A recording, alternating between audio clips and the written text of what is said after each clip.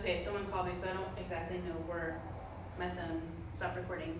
But yeah, we're going to, hopefully this is where I was at, we're gonna use her meals to reward her for being in a nice down around the baby. So involve her like when you're nursing, when you're changing diapers, when you're having family time on the ground or even on the chair. Make her come over and be in a nice down and just hand her out her food, not the full meal, but just kind of, or not the like a full bowl of food, but just here's a handful of kibble, here's a handful of kibble, here's some other stuff.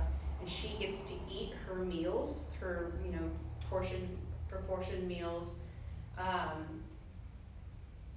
throughout the day while she is being nice and calm around the baby. And again, making sure that we're balancing energy outlet and calm stuff. But I just want her to get in that habit of, I need to be calm around my sibling. And that'll be something that will help, really help out down the road when there's, like crawling and running and learning how to walk and things like that. She's not being super active around the baby. And again, like when you're playing with her, when you're doing nice interactive play, practice that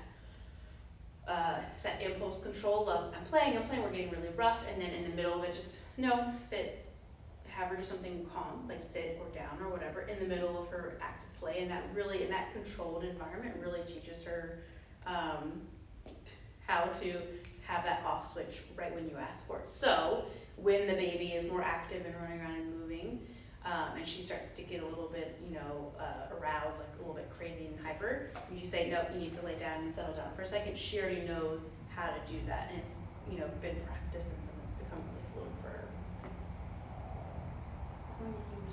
That's been a very helpful tip for me with my family because I have a German Shepherd puppy, she's almost 2, and then my Pitty. So when they get crazy, if I say, hey, you need to cut it out, I always say watch out for the baby when they start getting crazy when we're outside and stuff, and they know that they have to chill out right when I say that. So something that we can practice and instill and set up good habits for, as the baby's growing and becoming more mobile and she's learning the correct way to be around the baby. I think it's really good to practice that. Leash walking.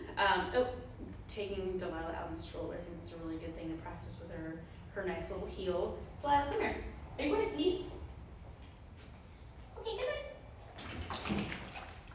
Oh, the ghost. So, definitely practicing good leash manners. Definitely using a lot of leash pressure to help her. She does like to pull in, and I think her problem area is that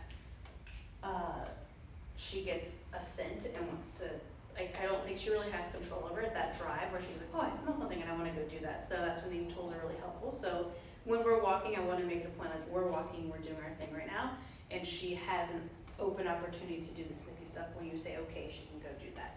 Otherwise, we're walking. If she stops to say something, I don't even stop moving, we're going. I'll use my leash pressure, my e-collar pressure to keep her moving with me. If she starts dragging ahead, I put my feet down, I plant them, and I will say no, leash pressure backwards. She's stuck right now because we're standing, leash pressure backwards, or e-collar pressure backwards until she fixes her positioning. And remember to use whatever level works in that situation. So if in here, like a level 6 or 7 works because there's not really much competing with her attention to me. But outside when she's got grass, poop,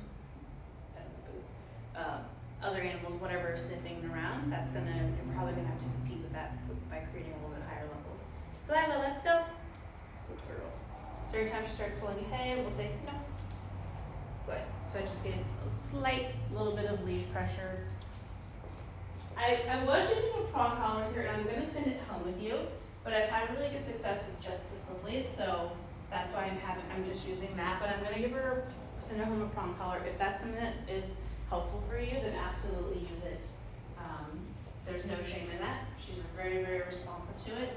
So if you want to use it, go ahead and use it. And I'm assuming that you remember how to do that with bunches or from bunches. So just let me know if you need any help with that.